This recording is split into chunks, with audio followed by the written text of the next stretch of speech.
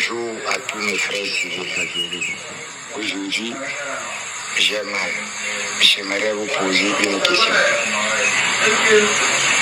Est-ce que le drapeau-ci porte le nom de quelqu'un? Est-ce que le drapeau-ci porte le nom de quelqu'un? Sûrement pas. Il porte les couleurs de la République du Cameroun, vert, rouge, jaune. Donc nous avons juré de défendre avec honneur et fidélité. Je sors de ce silence pour répondre à certaines personnes qui pensent que nous sommes les militaires de quelqu'un. Nous n'appartenons pas à une tierce personne. Les militaires de la République du Cameroun, nous appartenons à la République, à la terre de nos ancêtres. Nous avons prêté serment de la défendre, honneur et fidélité jusqu'au sacrifice suprême, quoi qu'il en coûte.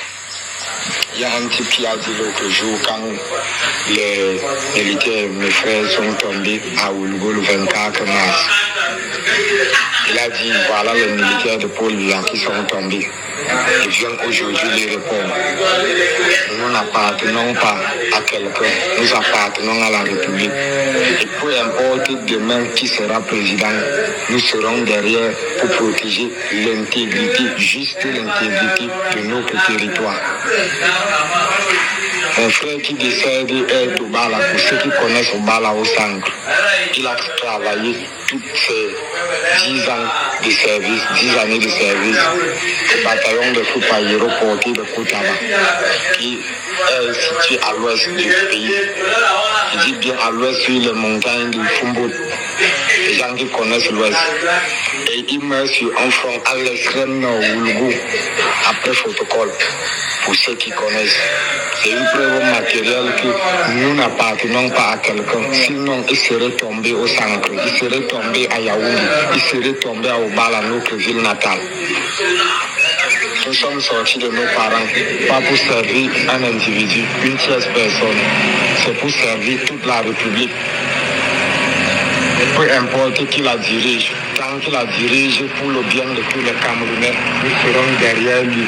Arrêtez de nous diviser. Arrêtez de faire certaines divisions qui ne sont pas bien.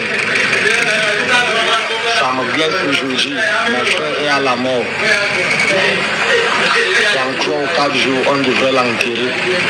Les gens disent que c'est un militaire de telle personne, c'est un militaire de telle personne. Est-ce que le remerciement lorsque nous tombons au front, est-ce que le remerciement lorsque nous tombons au front, c'est de dire que nous appartenons à une personne, c'est de dire que c'est le militaire de tel qui est mort? Arrêtez d'essayer de nous diviser. Ça fait vraiment mal, très mal. Nous appartenons à la République, donc nous avons prêté serment de servir avec honneur et fidélité. Waouh, waouh. Quand j'ai vu cette vidéo, je me suis dit, bah, ça m'a beaucoup plu. Je me suis dit, on a encore des militaires qui connaissent vraiment leur rôle dans la société. Et notre formateur nous disait en formation, l'objectif principal de la formation, c'est d'enlever le civil qui est dans votre tête et vous transformer en de vrais soldats. Donc, c'est-à-dire vous apprendre à exécuter des ordres sans poser des questions. C'est ça les qualités d'un bon militaire.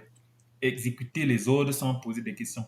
Et c'est ce même formateur qui va venir plus tard. Quand il vous dit exécuter des ordres sans poser des questions, lui-même, ce formateur, il a été très bien formé. Et il sait que lui, en tant que formateur, il ne peut pas demander à son soldat d'exécuter un ordre que lui-même, il ne peut pas exécuter. Il ne peut pas demander à un soldat de faire l'impossible. Il ne peut pas aussi demander à son soldat de faire quelque chose qui est hors la loi, quelque chose qui est illégal. Là, tu as le plein droit, là, un soldat a le plein droit de refuser les ordres de son commandant. C'est là écrit.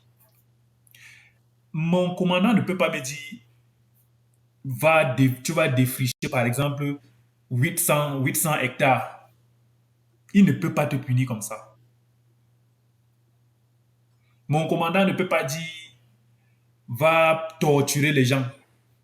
Va arrêter les gens là-bas, tu les tortures. Il sait que ce sont des ordres illégaux. Maintenant, le commandant peut te dire, donne-moi 50 pompes. tu ne poses pas de questions, tu tombes. Tu ne sais même pas ce que tu as fait. C'est ça qu'on dit.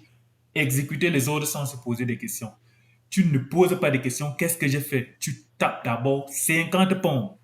Il peut te dire, tu as 5 jours de garde. Tu vas garder pendant 5 jours.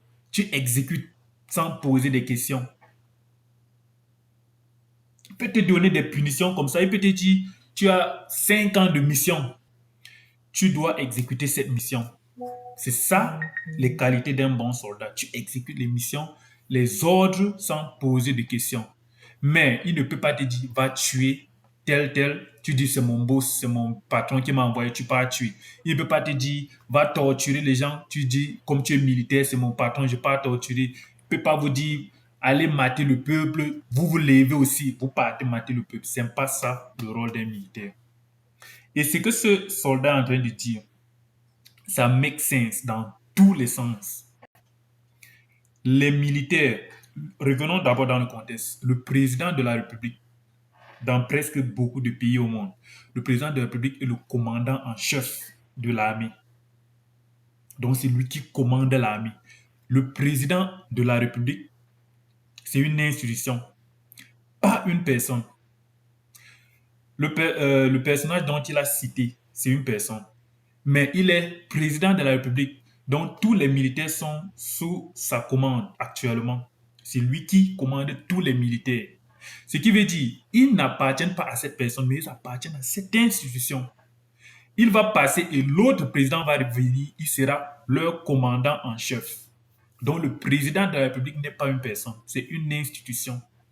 Peu importe qui est le président de la République, c'est une institution. C'est lui votre patron, donc il ne travaille pas pour quelqu'un. En tant que militaire, un militaire peut ne pas aimer son commandant en chef, mais il doit exécuter ses ordres.